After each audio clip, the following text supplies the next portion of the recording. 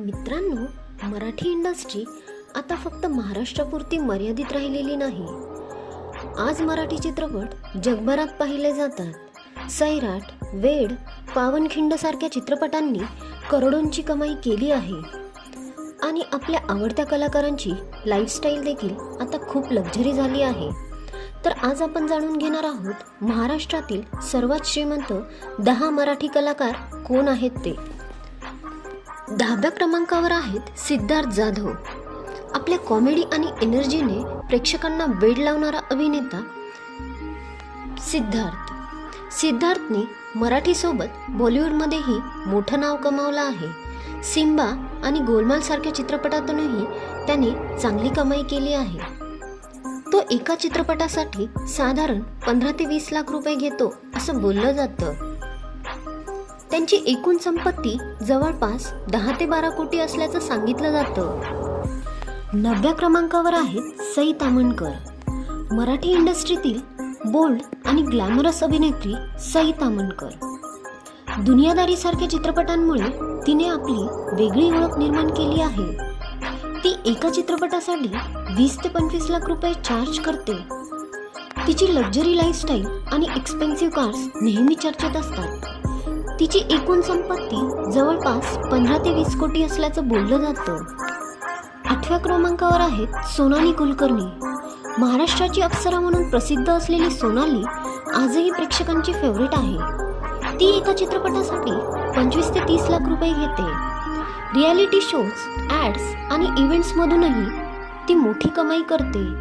तिची एकूण संपत्ती जवळपास 25 कोटी असल्याचं सांगितलं जातं. 7व्या क्रमांकावर आहेत अमृता खानविलकर.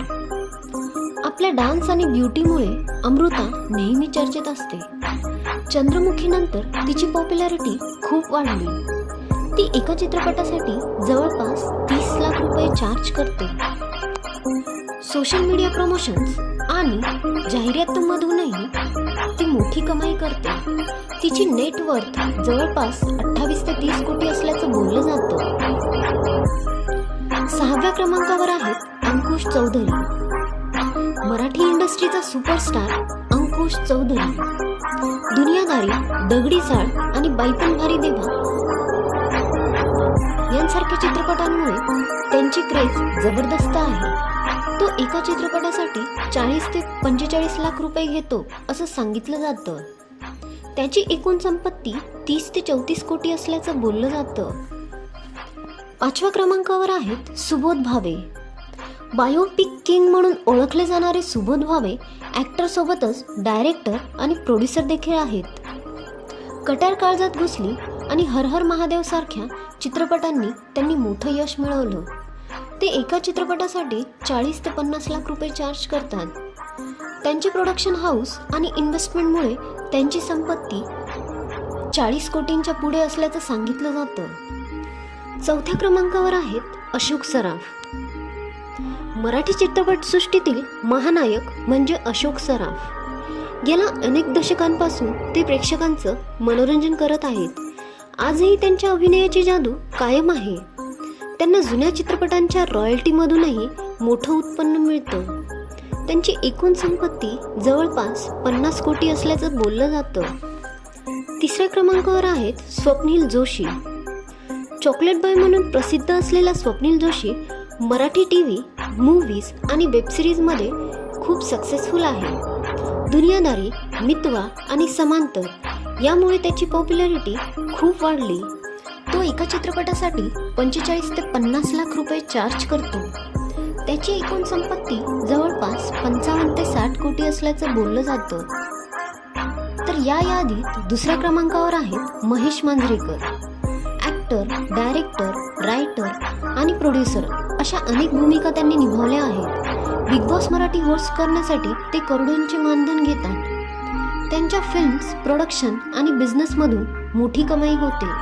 त्यांची एकूण संपत्ती 100 कोटींपेक्षा जास्त असल्याचं बोललं जातं. आणि आता या यादीत 1ल्या क्रमांकावर आहेत रितेश देशमुख. रितेशने मराठी आणि बॉलिवूड दोन्ही इंडस्ट्रीमध्ये खूप मोठं नाव कमावलं आहे. लय भारी आणि वेड यांसारख्या चित्रपटांनी मराठी सिनेमाचा लेवल बदलून टाकला. तो ॲक्टर त्याच्यासोबतच प्रोड्युसर आणि बिझनेसमॅन देखील आहे. त्याची मुंबई फिल्म कंपनी खूप प्रसिद्ध आहे. रितेश एका चित्रपटासाठी करोडोंमध्ये मानधन घेतो असं सांगितलं जातं आणि त्याची एकूण संपत्ती जवळपास 120 कोटींपेक्षा जास्त असल्याचं बोललं जातं.